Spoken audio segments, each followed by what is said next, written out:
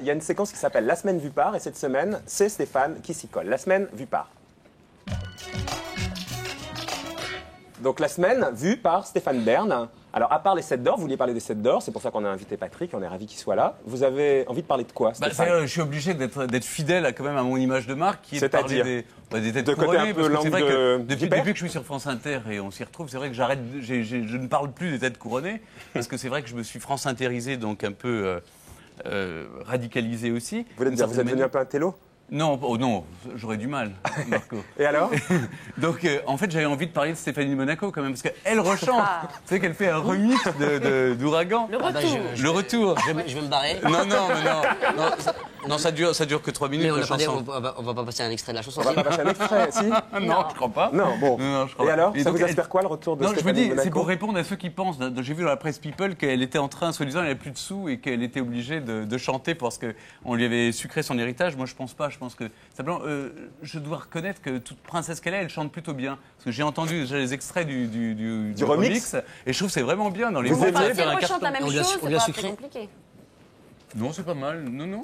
Puis un ouragan. On a vu des tempêtes quand même Oui. qui sont écrasées sur le rocher. Jamel? Pourquoi on lui a sucré son héritage, non? Non, c'est ce que j'ai lu ici ou là. Ah d'accord, non, c'est pas vrai ça. Et tu lis pas, toi, la presse People de Non, temps en pas temps? trop. Oh, c'est franchement. drôle. Sauf J'ai quand il y lu- a Ophélie Winter, là. Ah bah oui, mais justement, elle est... Mais sinon, on lui Mais a... elle chante, elle aussi, Ophélie, Ouais. oui. Bien. Ouais. Bien, ah oui. Elle chantait, non? Non, elle continue. Non, c'est Céline Dion qui s'est mise en retraite pour un petit moment. Donc ça vous a inspiré le retour, Oui, enfin, évidemment, de Stéphanie voilà, Monaco. On ne pouvait pas exactement. passer à côté. Non, on ne pouvait pas passer à côté. Alors, il y a quand même des choses plus sérieuses qui m'ont inspiré dans l'actualité. Par exemple Par exemple, non, j'ai vu, parce qu'on a parlé de l'histoire de la vie privée. Parce que c'est vrai que moi, j'ai une habitude quand je parle des gens connus, c'est-à-dire que moi, je rentre dans le salon et puis j'évite de demander le chemin de la chambre à coucher ou de la salle de bain. Parce que ça, je pense que c'est du domaine de la vie privée. Et alors là, il y a une sorte de dérive en ce moment, c'est-à-dire qu'on passe son temps à demander aux gens avec qui ils sont, avec qui ils vivent, quelle est leur sexualité, ce qu'ils mangent. Je ne vous vois pas venir là. Je pense à l'histoire de Romero, parce que j'ai entendu en Le politique... député, donc, Romero. Non, il n'est pas député, il est conseiller régional et il est... Je crois qu'il était député. Non, il n'est pas député, il est conseiller régional et il soutient Philippe Séguin. C'est son droit. Et il se trouve qu'en soutenant Philippe Séguin, alors d'abord il s'est fait mal voir parce que Philippe Séguin a donné une interview à un magazine homosexuel. Qui s'appelle Illico.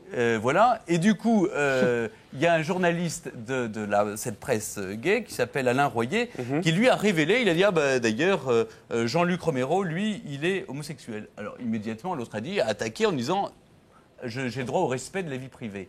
Alors ce qui est intéressant, c'est qu'en fait, on a fait donc de l'outing concernant ce brave Jean-Luc Romero, mais en même temps, le journaliste se défend. On peut peut-être d'ailleurs écouter l'argument de l'un et l'autre. On les écoute. Merci de faire mon Moi, travail. m'a empêché de faire ce qu'a fait très dignement Bertrand Delanoë. Il a fait son coming out, mais lui volontaire, le moment où il l'a choisi, dans les conditions où il l'a choisi. Moi, on m'impose de le faire dans des conditions que j'ai pas choisies. C'était absolument pas mon intention, ni de révéler quoi que ce soit, ni de faire du outing, du coming out, du battage ou du scandale ou autre chose de ce type. C'est absolument pas mon intention. Puisqu'en fait, il dit que Romero ne cachait pas son homosexualité, il est président d'une association, il milite, et donc il pensait qu'il l'avait déjà fait, son coming out. Mais ça vient d'un système très simple, c'est à force de raconter des potins sur les gens et des racontards, on finit par y croire et on finit par les écrire. Et je trouve qu'il faudrait peut-être arrêter de prêter aux gens toutes sortes de vies.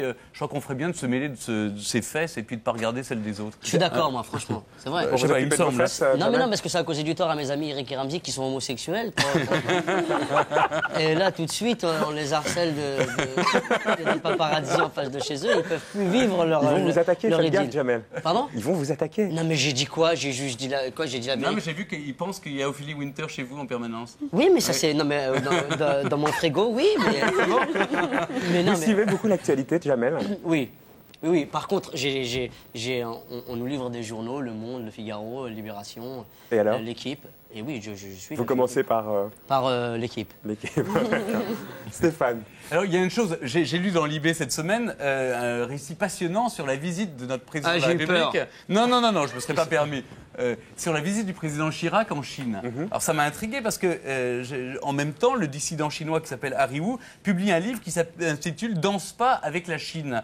Parce que la couverture de ce livre, c'est une photo de la valse corrézienne de Bernadette Chirac avec le président Jiang Zemin. C'était l'année dernière, ça. Voilà, alors j'aimerais bien dire quand même que notre président de la République, qui aime bien donner des leçons de morale politique au monde entier, est plutôt très timide quand il s'agit de défendre les droits de l'homme quand il va en Chine. Il faut rappeler que la Chine occupe le Tibet et massacre un certain nombre de personnes.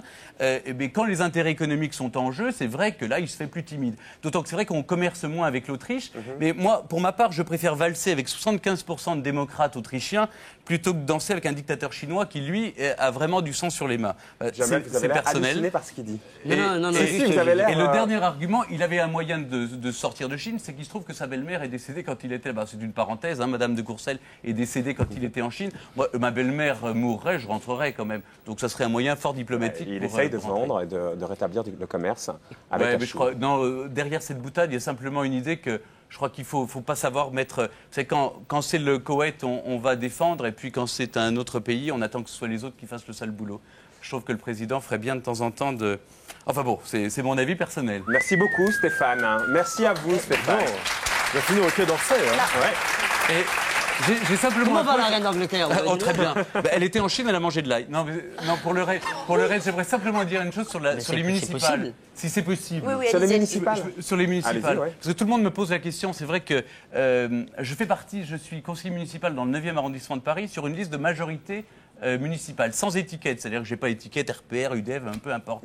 Et alors, j'ai jamais eu autant de déjeuners avec les uns et les autres, que ce soit Philippe Séguin, Jean Tibéry, même Bertrand Delanoë, que j'aime beaucoup, mais il se trouve simplement que je me dis, il va falloir un jour que je me décide. Alors j'ai décidé, c'est tellement le bordel à Paris que je rassure tous ceux qui s'intéressent à ça. Moi, je démissionne juste avant la campagne pour les municipales, parce que je trouve que franchement, ça donne une image de la politique. C'est pas avec ça, c'est pas avec l'image que les politiciens donnent de Donc la vous politique n'allez pas vous faire récupérer par... C'est non seulement pas être récupéré, mais comment cautionner une telle mascarade? Comment avoir envie de réhabiliter la politique quand on voit ce qui se passe à Paris?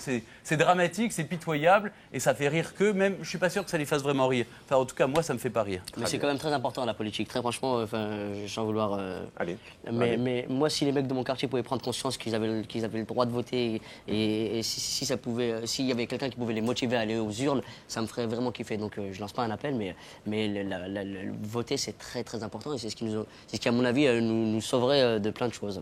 Bon. Voilà, j'ai juste dit un truc. Non, c'est pas mal. C'est bien, c'est bien.